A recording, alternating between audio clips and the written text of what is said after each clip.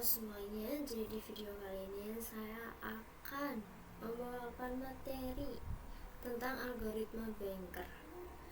Apa itu algoritma Banker? Algoritma Banker adalah sebuah algoritma yang digunakan dalam sistem operasi untuk menghindari deadlock, yaitu situasi di mana proses saling menunggu sumber daya yang sedang digunakan oleh proses lain, sehingga menyebabkan sistem terjadi macet. Algoritma ini bekerja dengan cara memastikan bahwa sistem selalu berada dalam keadaan aman. Sebelum memberikan sumber daya ke proses, berikut adalah cara kerja algoritma Banker. Yang pertama adalah mengidentifikasi kebutuhan sumber daya, karena setiap proses harus mendeklarasikan jumlah maksimum sumber daya yang mungkin dibutuhkan. Yang kedua adalah penilaian keamanan. Algoritma memeriksa apakah permintaan sumber daya oleh suatu proses dapat dipenuhi tanpa menyebabkan deadlock. Ini dilakukan dengan mensimulasikan alokasi sumber daya dan memeriksa apakah ada urutan eksekusi proses yang aman, yaitu di mana semua proses dapat menyelesaikan tugasnya. Yang ketiga adalah alokasi sumber daya. Jika permintaan dianggap aman, sumber daya dialokasikan. Jika tidak, maka permintaan ditunda sampai sumber daya tersedia. Yang keempat, pelepasan sumber daya. Setelah proses selesai menggunakan sumber daya tersebut dikembalikan ke sistem. Struktur data apa saja yang digunakan? Struktur data yang digunakan adalah yang pertama variabel, karena vektor yang menunjuk jumlah instans sumber daya tersedia dari setiap jenis. Yang kedua adalah max, karena matriks yang menunjukkan permintaan maksimum setiap proses untuk setiap jenis sumber daya. Yang ketiga allocation, ya karena matriks yang menggunakan jumlah intens sumber daya saat ini dialokasikan ke setiap proses. Lalu yang keempat adalah need, yaitu metrik yang menunjukkan sisa kebutuhan setiap proses untuk setiap jenis sumber daya, yaitu needs sama dengan max min allocation. Untuk selanjutnya adalah contoh.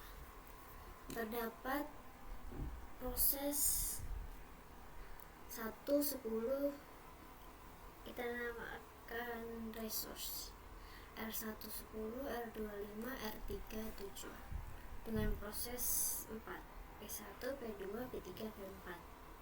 Lalu allocationnya R1 segini, terdapat algoritmanya ini dan allocation dan maxnya. Lalu keluaran urutan yang aman adalah P2 ke P4, P1, terus P3. Lalu yang P2 itu menunggu P4, P3, lalu P1. P4 itu ketika P2, P1, P3. P4, P2, P3, P4. Ada total 4 urutan aman dengan penjelasan. Total sumber daya R sama dengan 10, R2 sama dengan 5, R3 sama dengan 7.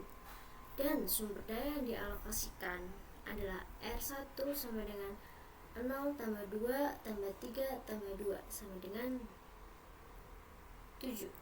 R2 sama dengan 1 tambah 0 tambah 0 tambah 1 sama dengan 2. R3 sama dengan 0 tambah 0 tambah 2 tambah 1 sama dengan 3. Oleh karena itu, sumber daya yang tersisa adalah R1 sama dengan 10 kurangin 7 sama dengan 3. R2 sama dengan 5 kurangin 2 sama dengan 3. Dan R3 sama dengan 7 kurangin 3 sama dengan 4. Sisa yang tersedia sama dengan total sumber daya kurangin sumber daya yang dialokasikan, dan kebutuhan yang tersisa sama dengan maksimum kurangin dialokasikan. seperti gambar pada contoh algoritma tersebut.